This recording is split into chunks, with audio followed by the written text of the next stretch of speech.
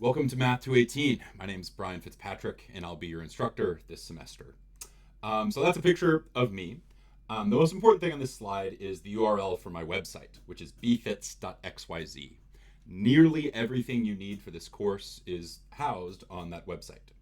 The second most important thing here is my email address. That's bfitspat@math.duke.edu. If you need to get in touch with me via email, that is the correct email address to use. My office hours are Monday, Wednesday, Friday, 9:35 a.m. to 10:20 a.m. That'll be inside our big lecture hall, so I do that in between the two lectures. And then also I have Zoom office hours from 10 a.m. to 11 a.m. on Zoom every Tuesday. Now, each one of you is signed up for one of the two lectures, which are done by me. You're also signed up for one of the Thursday discussion sections, all of which are led by one of our four TAs. So you get to know them in a discussion on Thursday.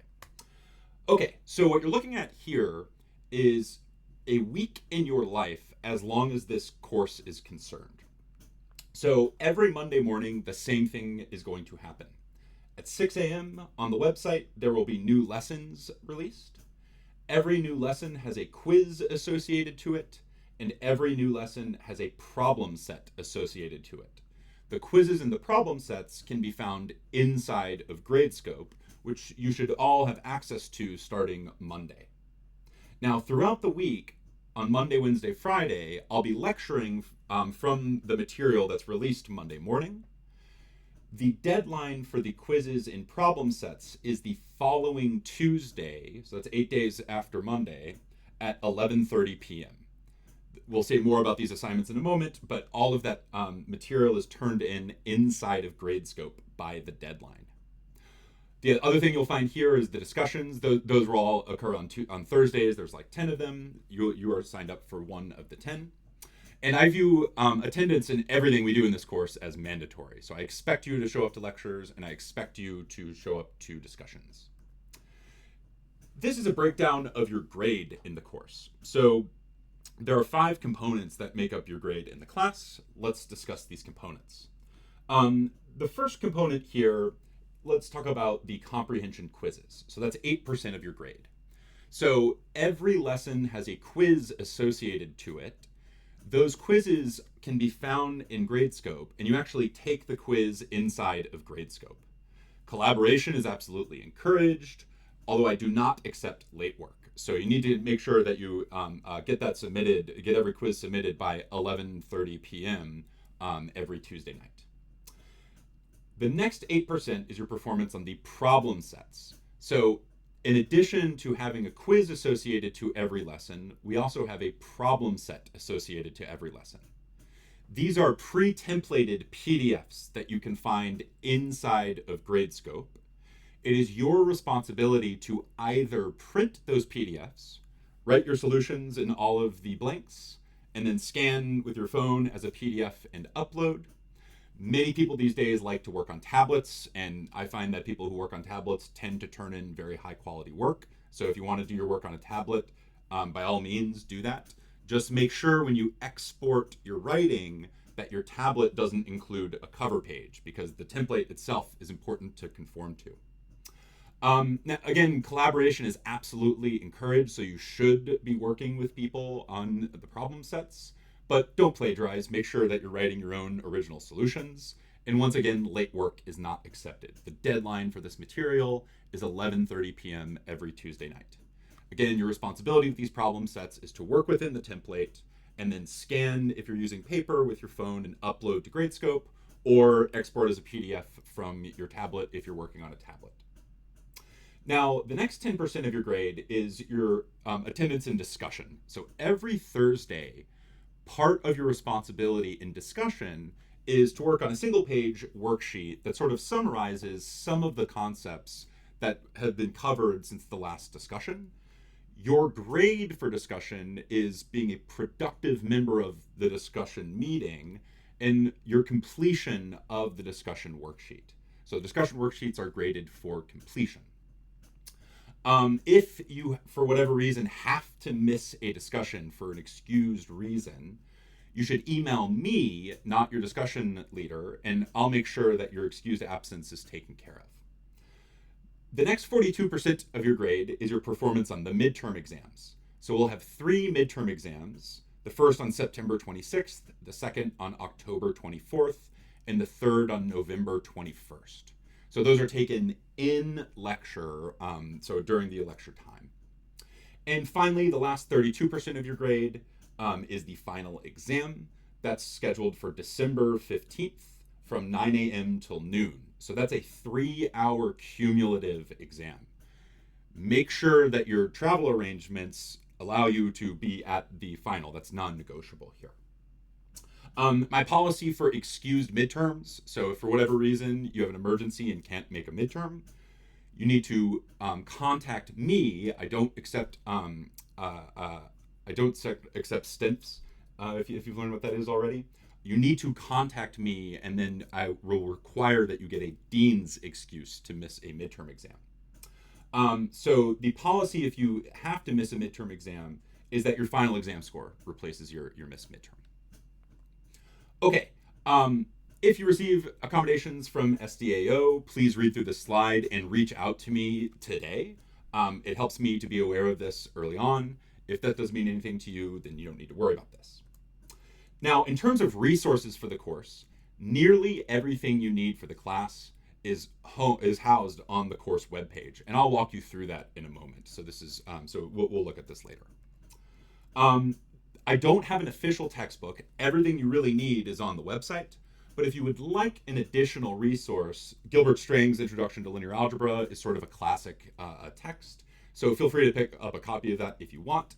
It is totally not necessary to own a copy of this book to be successful in the course. Everything that I lecture from is on the course website. So view this as an extra resource if you want an extra resource. Getting help. So there's ample opportunity to receive help in the course. I hold weekly office hours. Each of the discussion instructors holds weekly office hours. And the math department operates a help room on Monday nights and Tuesday nights from 7 p.m. till 10 p.m. So this is a schedule of how the weekly office hours will work. Note that the help room won't be functional until week 2. So that's a week from Tuesday, actually. Okay, so in terms of expectation, when it comes to academics, you have to keep pace. So you have to make sure that you are working on the material all throughout the week. Just because assignments are due Tuesday does not mean it's a good idea to get started on your assignments Monday night. The best thing to do when you are in this course is the day we cover a topic, by the time your head hits the pillow that night, you should have at least completed the quiz and at least gotten started on the problem set. So make sure you are keeping pace. That's one of the most important parts of the course. I also expect you to participate. So come to office hours, ask questions. In class, I very, very often ask for student interaction. So please ask questions during the lessons. Attend discussion and ask questions. Participation is quite important here. Also communicate. So if you do, for whatever reason, have an issue, it's always better to reach out to me or one of the discussion leaders earlier rather than later. And finally, you'll have to, in this course, practice your writing. Everyone here is coming from a calculus sequence, and calculus has a certain mathematical aesthetic to it that this course does not completely share. In this course, a really big part of it, especially for sort of the first half of the course, is learning vocabulary and learning to write solutions. So you will often hear me advocating for a more process-oriented mindset over a less sophisticated answers-oriented mindset. I also have behavioral expectations. Make sure to be nice. A lot of our interactions these days was over the internet. So when you're writing emails, just make sure you remember there's a person on the receiving end. Always be nice. Also be patient. This is a large course with lots of moving parts. I've been doing this course for a long time, and a lot of the kinks have been ironed out over the years. But from time to time, you're likely to find a typo somewhere, or maybe there's a miscommunication. I always want to correct these issues. Just make sure if you find something to reach out to me politely, and I will happily fix it. Another thing you'll have to do is be humble. If you think you've seen any of this material before, it will be wise for you to take the time to learn the material the way in which it's presented in class. A lot of the people who end up most frustrated in this course are the people who think they've seen a little bit more than they've actually seen. I teach this course every semester, and I've been doing it for a long time. Every time I teach this course, I learn something new about the subject. And finally, you need to humor me. Even though we fill our days with deadlines and points on problem sets and quizzes and exams, etc., it is quite important to remember that the entire purpose of taking a class like this is not to bicker about points and things like that. It's to learn the subject of linear algebra. So if you can keep that in mind, I think you'll find that you enjoy the course. Now, I want to switch over to the website. If you go to my personal webpage, which is URL is bfits.xyz, which is quite easy to remember. If you go to the top and click Math 218, this takes you to the home page for the course. So I'll give it a second to load here. Okay, so the home page for the course is the list of topics that I lecture from day to day. If you click the title of a topic, this takes you to the slides that I lecture from in class. So I just clicked on these welcome slides, which is just what I finished lecturing over. If we click back for a moment, to the right of the title of the course, you'll find these clickable emojis. The first one is this list icon, which is just the schedule of the class. So that's the home page for the course.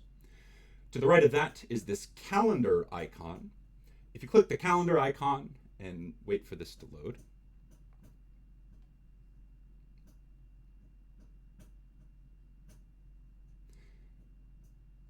this will take you to an embedded Google Calendar that organizes all of the important dates and times for the class. So I don't know why the internet is so sluggish in my office here. But so the idea is that if you ever have a question of the form, when does something occur or where does something occur, the best place to look first is the course calendar. So sorry about the sluggish internet here. To the right of the calendar icon, you'll find a link to Zoom. So if you click this link, that will drop you into my Zoom office hours, which I have every Tuesday. So very little friction here. To the right here is a link to Gradescope. Here is a link to a more official course policies sheet. And then finally, if you click this folder icon, this will take you to a repository of my old exams and solutions for this course that I've written since fall 2021. So students often find these useful to study from when exam time rolls around. Okay, so I think that's more or less everything I wanted to say in terms of introducing you to the ins and outs of the course. I look forward to meeting everyone on Monday in lecture.